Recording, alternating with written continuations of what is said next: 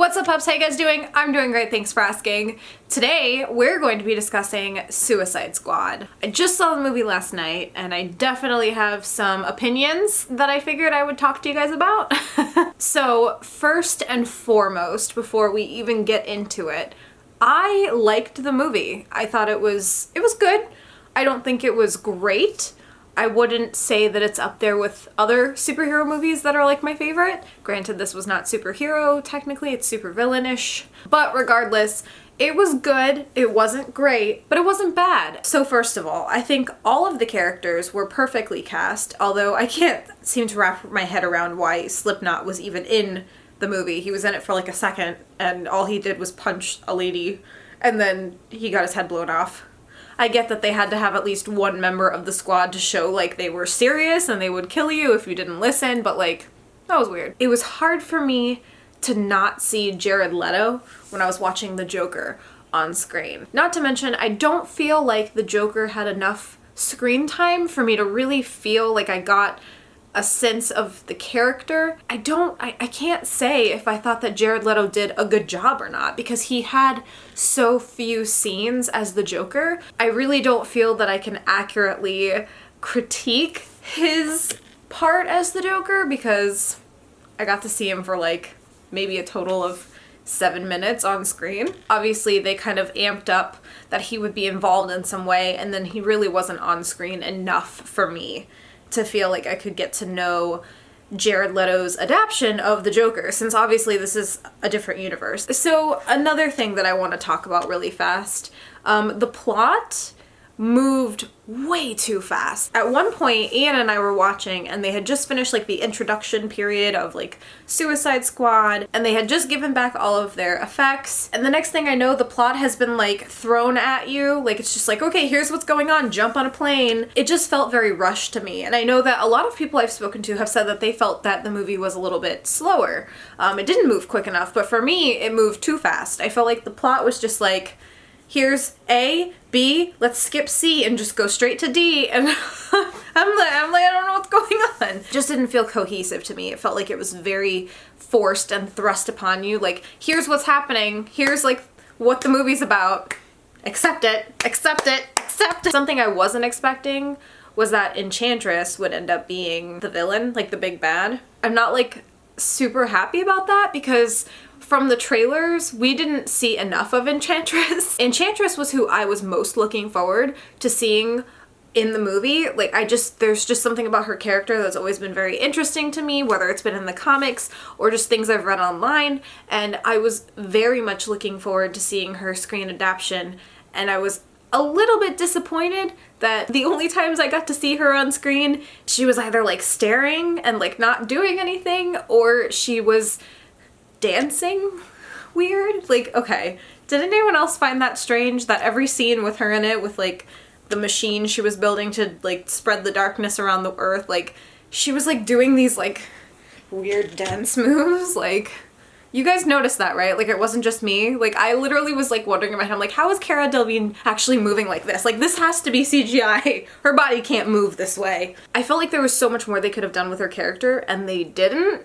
And that was super disappointing to me. So I wasn't expecting her to be the big bad, and I didn't think that they went far enough with her character. I felt like they could have done a lot more. And I'm thinking, now that I'm like actually dwelling on it, like I'm thinking about the scene at the end where there's like this fight with Enchantress and the rest of the Suicide Squad, and they fight for maybe 2 minutes, and then she goes, "You guys have fought good, I'll spare you." And I was like, what? Like, what do you mean? You fought for 2 seconds. Like, you got hit on the head with a bat and you said, "I'll spare you"? Like, I'm confused. I feel like there were just too many things that were like, I don't know if it's just me, or it can't just be just me, but like there were things that like I couldn't follow along with. Like, it was just like, it was weird. This is also why it comes down to me saying that I liked the movie. I just feel like it wasn't great. Like, I don't think I'll go out and buy the movie. It's one of those movies where if it's on TV and I'm flipping channels and it's on, I'll be like, yeah, I'll watch that. I purposely did not watch any other reviews on YouTube or anywhere. I didn't read any reviews. I didn't watch any reviews before I saw the movie, and now. I haven't really checked to see if my opinions are on the same wavelength as other people's opinions. I do want to preface that a lot of you guys know that I'm not the biggest DC fan. However, I am a big Batman fan. Out of all of DC, I think Batman is the one superhero that I do like the most. I'm a huge fan of like Batman and Robin, Batman Forever, like the original Batmans. I also really like the Dark Knight movies. It's hard for me to accept this different alternate Batman. Yeah, like, I don't know how to explain it. I can't get over Ben Affleck as Batman. Maybe that's what it is. I haven't seen Batman versus Superman, mostly because I don't like Superman, and I feel like that has a lot to do with me not accepting this movie as much as I probably would have. This universe is obviously tied to the Batman versus Superman and the Superman movie universe, so it's hard for me to get on board with that. I personally like my Batman either super dark and brooding like The Dark Knight, or I prefer it way overhyped comic book like Batman and Robin and Batman Forever, Val Kilmer and Michael Keaton. And here's the thing too, I really want to like it. Like, I want to like Suicide Squad a lot, like I do. And I feel like that's partially because the media has so overhyped the movie. Like, they've really tried to make this like the next Guardians of the Galaxy. Like, they wanted a movie like how Marvel had that was comedic and fun and exciting, and I can see that they tried to do that with Suicide Squad, and I don't think that they achieved that. I feel like they overshot it. And the last part that I wanted to discuss was the Joker and Harley Quinn. Like I said before, I don't think Jared Leto had enough screen time for me to make an accurate opinion of how he portrayed the Joker. I do think he had a few scenes that were very Joker-esque to me, like cartoon Joker, like Batman animated series Joker, which I enjoyed. And I think that Margot Robbie's Harley Quinn, whereas we haven't really had an on-screen version of her as of yet, I think that she did a phenomenal job with portraying Harley Quinn to the best of anyone's ability. I really can't picture anyone else doing as good a job as she did. But here is where it gets difficult for me. I do think that there were scenes that showed that she did have the ability to think for herself and take control of the situation and handle things, just like with at the end being the one who was savvy enough to figure out a way to remove Enchantress's heart. However, it's difficult for me to think of her as a strong female character that girls should look up to when her character originated from a place that's manipulation and abuse and Stockholm Syndrome. I think the movie did a really good job of showing that she isn't supposed to be portrayed as this strong female character either, with the flashback scenes that we get where Joker watched her jump into the vat of chemicals and almost walked away but then jumped in after her, or where he drove the car off of the bridge and she said, "I can't swim," and he just completely disregarded her life and did what he wanted and then left the car and left her to die. So it's kind of like,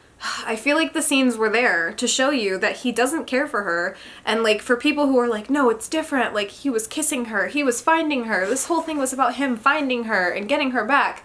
But I don't think people realize that even in the cartoons where she originated and even in the comic books, and especially in this movie, which they made sure to portray, she's literally manipulated and nothing more than an accessory for him. Like, I don't think it's love that's driving him to find her. It's totally love on her part. Like, she 100% loves him, and they did a good job of showing that he knows she's in love with him, and that's how he uses that to his advantage. So yeah, I don't think that what he was doing was out of love for her. I think it's just because he needs her as an accessory and he knows what he can do to manipulate her and keep her around. I know a lot of people are going to assume that with this movie they're trying to show like a different side of the Joker, or like this is an alternate universe Joker where he actually does care for her, but I really don't think that's the case. So I did have kind of a problem with that, especially in the scene where they had that like homage to the old comic book where she was in her original Harley outfit and they're like dancing,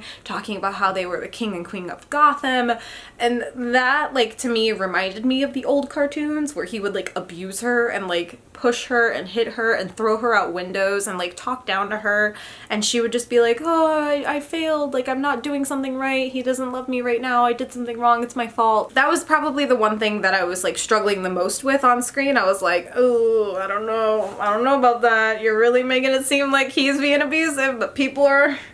Yep. So I guess if I could break down what my major qualms with the movie were, it was definitely the plot and editing. It just seemed kind of weird. The scene where June Moon goes down with Flag to try to stop the demon brother of Enchantress, and then the next scene that it clips to is her heart getting stabbed, or Enchantress's heart getting stabbed a million times, and then it cuts to a scene where she's like, save me, brother, like the Enchantress, and I'm like, what are these editing decisions that you're making? And then like at the end of the movie, you see that there was like a 2-minute clip that was missing. So you see her go down and then choose to like escape and go destroy the world. And then he says, hey, she escaped. And that's why her heart gets stabbed. And then she's like, save me. But like, I see what they were trying to do with that, but it didn't work because it wasn't enough of a, oh, that's what happened moment. Like, seeing that clip of him saying she escaped doesn't really do anything, since obviously we saw when her heart was getting stabbed, she was no longer down in like the subway area. So it didn't work. Like, I see what they were trying to do, but it didn't work. And obviously they left out some storylines completely, like when Griggs hands Harley the cell phone from Joker, and Harley says, ha ha ha ha, you're screwed, and he's like, what are you talking about? And that's just that. What is she talking about? Because we never find out again. So all in all, I didn't hate it. I didn't love it. I kind of expected to love it. I mean, I did buy this shirt thinking that it was gonna be a little bit better than it did, and it ended up disappointing me quite a bit, so...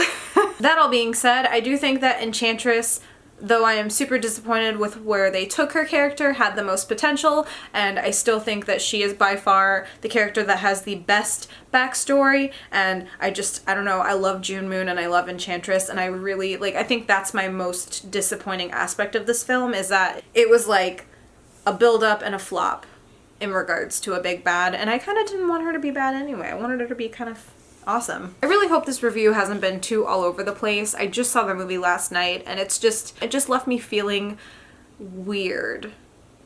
That's the best way I can describe it. Soundtrack though, A+. 10 out of 10, would recommend all of the time. I've been jamming out to it on Spotify now for a couple days, even before I saw the film, and I don't think it'll be leaving my Spotify playlist for a while, so I'm very happy with the soundtrack. I'm still on the fence if I'm gonna keep the shirt or not. Like, I feel like by wearing it, I'm supporting like manipulation, but like also I did think the movie had potential, and I did feel like there were some moments with Harley where she had potential to be a very strong character, like the end with Enchantress. I don't know, like it's just, I don't know. I feel like the overall thing we're taking from this video is I don't know. Anyway, if you have seen Suicide Squad, leave me a comment down below and tell me what you thought of the movie. Now that I've actually seen the movie and I have my own opinion on it, I feel like it's time for me to start reading what other people thought. I'm really curious to know why people either did or did not like it, so leave a comment. Let's talk about it. Anyway, if this is the first video that you're seeing of mine, hi, I'm Kayleigh. You should subscribe by hitting that red button right down below and we can become best friends forever. Links to my Twitter, Tumblr, Facebook, and Instagram are also down below. I'll see you guys in a few days with another video. Bye, everybody.